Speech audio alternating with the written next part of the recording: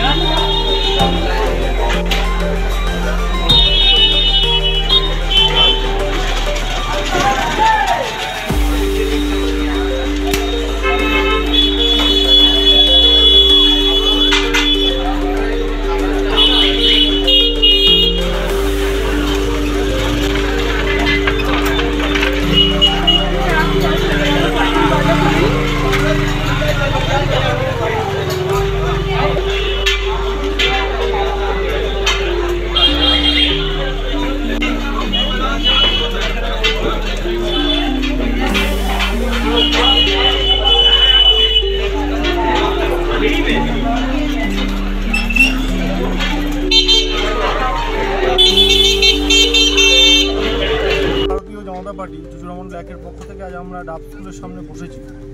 এখানে উচ্চ মাধ্যমিক পরীক্ষা চলছে, আজকে সেকেন্ড ডে।